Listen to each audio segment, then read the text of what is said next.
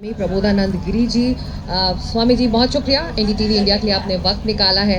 हम ये चर्चा कर रहे हैं कि क्या कुंभ मेले के सिर्फ धार्मिक या आध्यात्मिक मायने भी हैं या फिर इसके और भी पहलू हैं, सामाजिक पहलू, आर्थिक पहलू, सांस्कृतिक पहलू। आपको लगता है ये किस तरह से दूसरे पहलुओं को ये बड़ा कुंभ मेला ये आयोजन जोड़ता है? आपका भी बहुत बहुत धन्यवाद।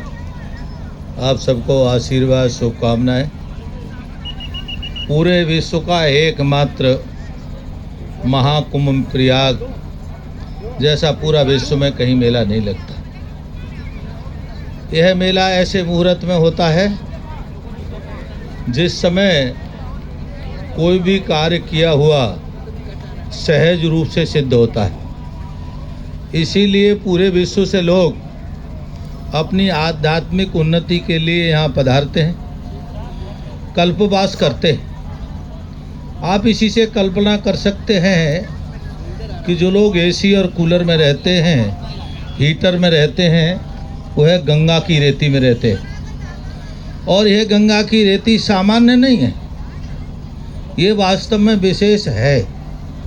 यह जीवन सहज रूप से बदल देती है लोगों का। वास्तव में इसके कारण से लोग इतनी दूर दूर से आते हैं।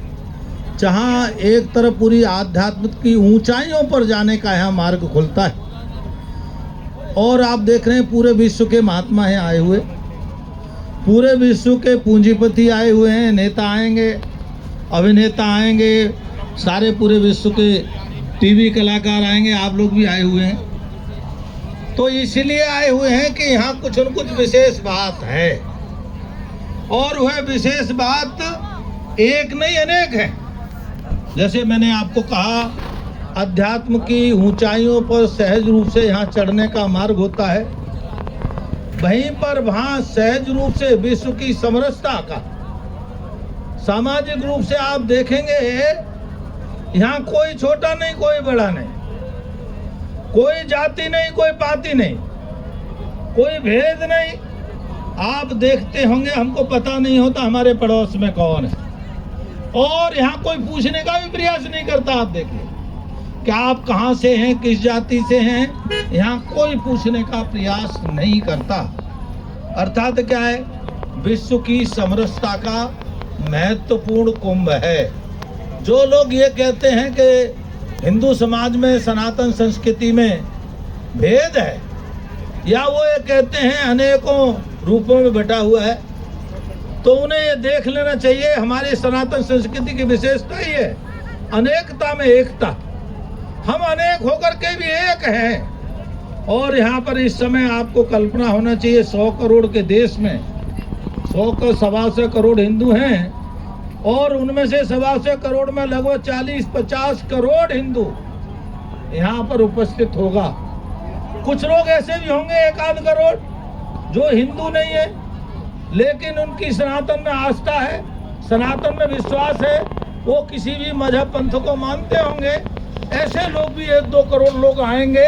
जैसे हमें कल सुनने को मिल रहा था, कोई एप्पल की कोई मालिक है, लेकिन वो सनातनी नहीं है, लेकिन सनातन में आस्था रखती है, वह भी पधार रही है यहाँ। ऐसे पूरे विश्व से लोग आने वाले हैं। और आप जो कह रहे राजनीतिक दृष्टि से, तो राजनीतिक दृष्टि से भी इतना बड़ा समूह एकत्र आपको कहीं पूरे विश्व में नहीं मिलेगा।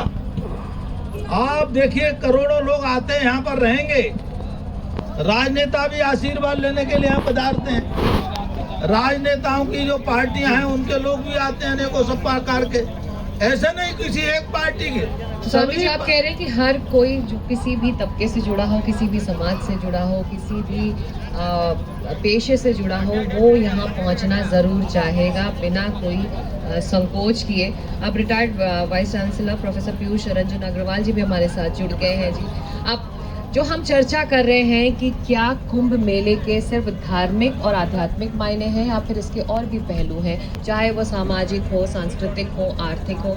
लगातार हम इस आयोजन की भव्यता पर चर्चा कर रहे हैं। ये भव्यता इसके आर्थिक विकास के लिए भी ज़रूरी है, इस इलाके के लिए। जिस तरह का ये रोज़गार, जिस तरह कि ये कमाई ही एक मेला लेके जाएगा, वो भी एक अहम है, मुद्दा है राज्य सरकार के लिए भी। तो आपको लगता है कि कुंभ मेला बस एक मेला नहीं है, एक धर्म का मेला नहीं है, इससे कहीं ज़्यादा और ज़्यादा विस्तारित रूप है इसका?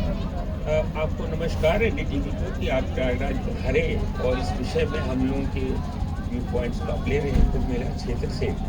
देखिए, ये कुंभ मेला प्रयागराज का बहुत विशिष्ट है 2025 का, और विशिष्ट हो जाता है कि पूरे देश में 4 जगह कुंभ मेले की आयोजन होता है, नासिक में, हरिद्वार में, उज्जैन में, प्रयागराज में। लेकिन प्रयागराज अन्य कुंभ मेलों से थोड़ा भिन्न है।